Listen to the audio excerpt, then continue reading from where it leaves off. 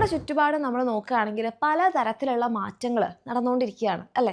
ഇനിയിപ്പം നമ്മുടെ education system നോക്കുകയാണെങ്കിലും നിങ്ങളത് വളരെ ലൈവായിട്ട് എക്സ്പീരിയൻസ് ചെയ്തിട്ടുള്ള ആൾക്കാരായിരിക്കും. അപ്പോൾ കഴിഞ്ഞ നിങ്ങളുടെ ഒരു അക്കാഡമിക് ജേർണിയിൽ ഇതേപോലെ നിങ്ങൾ എക്സ്പീരിയൻസ് ചെയ്തിട്ടുള്ളൊരു മാറ്റം എന്താണെന്നുള്ളത് തീർച്ചയായിട്ടും കമൻറ്റ് ചെയ്യുക. ഫോർ എക്സാമ്പിൾ നമ്മുടെ ടെക്സ്റ്റ് ബുക്ക് മാറിയിട്ടുണ്ട്, നമ്മുടെ എക്സാം പാറ്റേൺ മാറിയിട്ടുണ്ട്. സിമ്പിളാണെന്ന് നമ്മൾ കരുതിയിട്ടുള്ള, നമ്മൾ വിശ്വസിച്ച ചില എക്സാംസ് നമുക്ക് ടഫായിട്ടുണ്ട്, ടഫാണെന്ന് നമ്മൾ കരുതിയ എക്സാംസ് ചിലപ്പോൾ നമുക്ക് സിമ്പിളായിട്ടുണ്ട് അല്ലേ.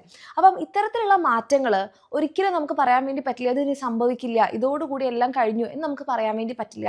കാരണം നമ്മൾ പറയാറുണ്ട്, change is the only thing that will never change അല്ലേ. മാറ്റങ്ങൾക്കാണ് ഒരിക്കലും മാറ്റം സംഭവിക്കാത്തത്, അതെപ്പോഴും സംഭവിച്ചുകൊണ്ടേയിരിക്കും അല്ലേ.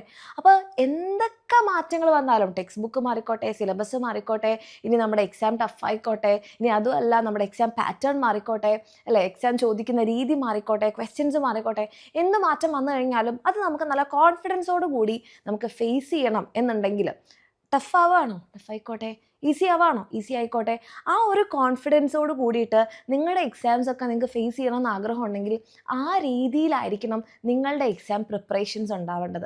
അതല്ലാതെ നമ്മൾ സിമ്പിളായിട്ടുള്ള കാര്യങ്ങൾ മാത്രം, അല്ലെങ്കിൽ എപ്പോഴും ചോദിക്കുന്ന ചോദ്യങ്ങൾ മാത്രം പഠിച്ച്, എക്സാമിന് വരുന്ന കാര്യങ്ങൾ മാത്രം പഠിച്ച് ഇങ്ങനെ നമ്മൾ പോയിക്കൊണ്ടിരുന്ന് കഴിഞ്ഞാൽ പെട്ടെന്ന് എക്സാം ടൈമിലൊരു അനൗൺസ്മെൻറ്റ് വരികയാണ്, എക്സാമിന് ഇങ്ങനെ ആയിരിക്കും, എക്സാമിൻ്റെ പാറ്റേൺ മാറുകയാണ്, ഇനി പ്രീവിയസ് ഇയർ ക്വസ്റ്റ്യൻസ് അല്ല, ഇനി ടെക്സ്റ്റ് ബുക്ക് ഇങ്ങനെയല്ല, അങ്ങനെയൊക്കെ പറയുമ്പോഴേക്കും നമ്മൾ ഭയങ്കരമായിട്ട് പാനിക്കാവും. അപ്പോൾ ഈ സിറ്റുവേഷൻസ് ഒന്നുമില്ലാതെ എന്താണെങ്കിലും സംഭവിച്ചോട്ടെ, ഞങ്ങൾ എക്സാം അടിപൊളിയായിട്ട് എഴുതും, ആ ഒരു കോൺഫിഡൻസ് എൻ്റെ കുട്ടികൾക്ക് ഉണ്ടാവണമെന്നുണ്ടെങ്കിൽ നിങ്ങൾക്ക് ധൈര്യമായിട്ട് നമ്മുടെ എക്സാമിൻ്റെ ബാച്ചിൽ ജോയിൻ ചെയ്യാം. കാരണം മക്കളെ, നിങ്ങൾക്ക് ഇനി ടെക്സ്റ്റ് ബുക്കിൽ നിന്ന് അല്ലാതെ, നിങ്ങൾക്കറിയാം നിങ്ങൾക്ക് ചോദ്യങ്ങൾ വരില്ല, അപ്പോൾ ടെക്സ്റ്റ് ബുക്കിലുള്ള കംപ്ലീറ്റ് കാര്യങ്ങൾ ഏറ്റവും അടിപൊളിയായിട്ട് നിങ്ങൾ പഠിച്ചാലോ. അപ്പോൾ നമ്മുടെ ടെക്സ്റ്റ് ബുക്കിലുള്ള എന്താ പറയുക ചാപ്റ്റേഴ്സ് ആയിക്കോട്ടെ, അത് ടോപ്പിക് വൈസ് ആയിട്ടുള്ള ലേണിംഗ് വീഡിയോസിലൂടെ കംപ്ലീറ്റ് ടെക്സ്റ്റ് ബുക്കിൽ ഓരോ ചോദ്യങ്ങളും അതിലുള്ള ഓരോ ക്വസ്റ്റ്യൻസും ഓരോ കാര്യങ്ങളും കംപ്ലീറ്റ് ആയിട്ട് പഠിച്ച് അതിനകത്തുള്ള ബാക്കിയുള്ള ചോദ്യങ്ങളും ചെയ്ത് ടോപ്പിക് വൈസ് ആയിട്ടുള്ള ക്ലാസ്സുകളും എക്സ്ട്രാ ലൈവ് ക്ലാസ്സുകളും പിന്നെ നോട്ട്സും പിന്നെ വർക്ക്ഷീറ്റും എക്സാംസും ഇതെല്ലാം വെച്ച് നിങ്ങൾ പഠിക്കുകയാണെന്നുണ്ടെങ്കിൽ, പ്രീവിയസ് ഇയർ ക്വസ്റ്റ്യൻസും ഇതെല്ലാം ചെയ്ത് നിങ്ങൾ പഠിക്കുകയാണെന്നുണ്ടെങ്കിൽ എന്ത് മാറ്റം വന്നാലും നിങ്ങളത് ബാധിക്കില്ല. കാരണം നിങ്ങളെല്ലാം ചെയ്തു കഴിഞ്ഞു, ഇതിനപ്പുറത്തേക്ക് ഇനിയൊന്നും ചെയ്യാനില്ല.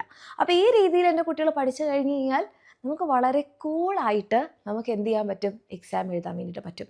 അപ്പോൾ ആ രീതിയിൽ എൻ്റെ കുട്ടികൾക്ക് നമ്മുടെ എക്സാമിന് വേണ്ടിയിട്ട് പ്രിപ്പയർ ചെയ്യണം എന്നുണ്ടെങ്കിൽ നിങ്ങളുടെ ഓരോ ക്ലാസ്സുകളും നിങ്ങളുടെ ഓരോ ചാപ്റ്റേഴ്സും വളരെ സ്മൂത്തായിട്ട് നിങ്ങൾക്ക് ഡീൽ ചെയ്യണമെന്നുണ്ടെങ്കിൽ ധൈര്യമായിട്ട് നമ്മുടെ എക്സാമിൻ്റെ ബാച്ചസിൽ നിങ്ങൾക്ക് ജോയിൻ ചെയ്യാം. ഓക്കെ, അടിപൊളിയായിട്ട് പഠിക്കും എന്നുള്ള കാര്യത്തിൽ മിസ് ഉറപ്പ് പറയാം. കാരണം അത്രയും സൂപ്പറായിട്ടായിരിക്കും നമ്മുടെ നെക്സ്റ്റ് ഇയർ ജേർണി കടന്നു പോകാൻ വേണ്ടി പോകുന്നത്. അപ്പോൾ താല്പര്യമുള്ള മക്കളാണെങ്കിൽ താഴെ കാണുന്ന നമ്പറിൽ മെസ്സേജ് ചെയ്യാം, അടിപൊളിയായിട്ട് പഠിക്കാം. All the best.